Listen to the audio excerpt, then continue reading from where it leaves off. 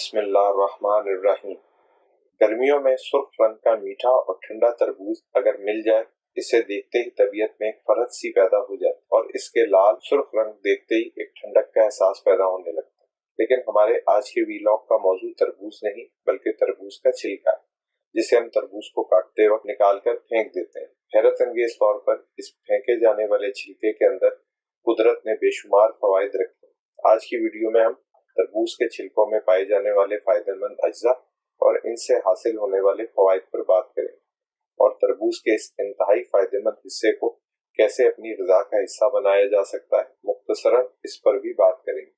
سب سے پہلے بات کرتے ہیں کہ تربوز کے چھلکے کی غذائیت کے بارے میں۔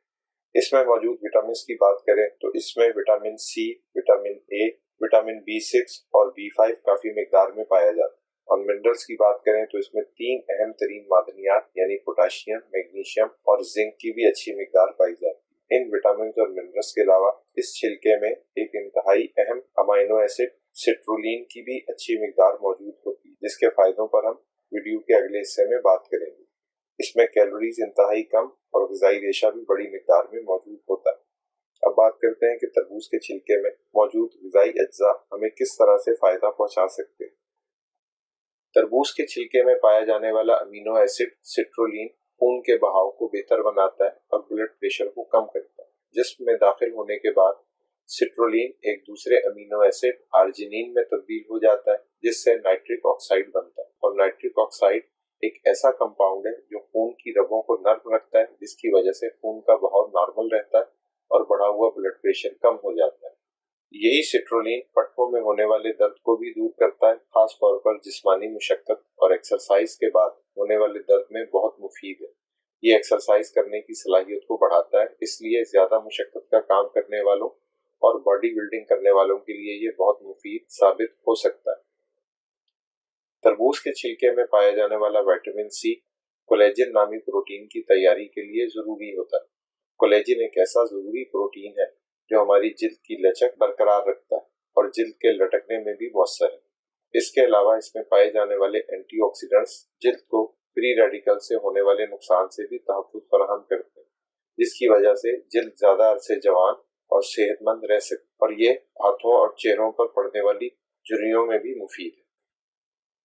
یہی وٹامن سی ہمارے مدافعتی نظام یعنی امیون سسٹم کو بھی طاقتور بناتا ہے، جس کی وجہ سے بیکٹیریا اور وائرل انفیکشن سے بھی بچاؤ ممکن ہو جاتا ہے۔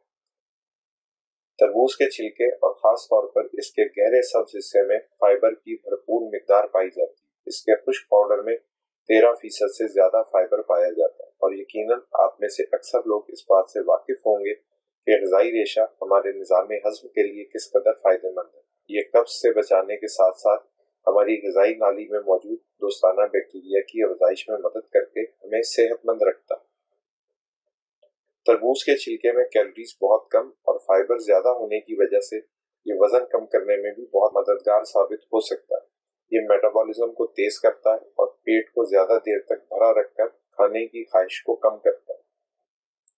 اس میں موجود لائکوپین اور بیٹا کیروٹین اینٹی انفلیمیٹری خصوصیات کے حامل ہوتے ہیں، جو ہمارے جسم میں پیدا ہونے والی دائمی سوزش یعنی کرونک انفلیمیشن کو روک کر ہمیں کئی طرح کے دائمی امراض سے بھی بچاتا ہے۔ اس میں پایا جانے والا سٹرولین کیونکہ جسم میں نائٹرک آکسائڈ کی پیدائش کو بڑھاتا ہے، اور نائٹرک آکسائڈ ایک قدرتی ویزو ڈائلیٹر ہے۔ یہ ویزو ڈائلیٹر خون کی نالیوں کی لچک میں اضافہ کرتا ہے، جس کی وجہ سے خون کی باریک نسوں بشمول مردانہ عضوِ تناسل یعنی پینس کی باریک رگوں میں خون کے بہاؤ کو تیز کرتا ہے، جس سے پینس کی ایریکشن میں بہتری آتی ہے اور سیکچول پرفارمنس میں سدھار آتا ہے۔ یہ تو ہو گئے وہ فائدے جو تربوز کے چھلکوں کو استعمال کرنے سے حاصل کیے جا سکتے ہیں۔ اب بات کرتے ہیں کہ اس چھلکے کو کھایا کیسے جائے، کیونکہ یہ چھلکا ایک تو تقریباً بے ذائقہ ہوتا ہے اور دوسرا چبانے میں کچھ سخت بھی ہوتا ہے۔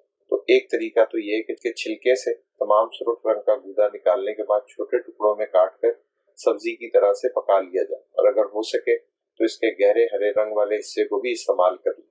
تو اس طرح سے مفت میں ایک سبزی ہاتھ آ جائے گی، اور اس کی باقاعدہ ریسیپی آپ کو یوٹیوب سے آسانی سے مل سکتی ہے۔ دوسرا طریقہ یہ کہ اسے پکل یعنی اچار کی شکل میں استعمال کیا جائے، لیکن یہ اچار تیل والا نہیں بلکہ سرکے میں تیار ہوگا۔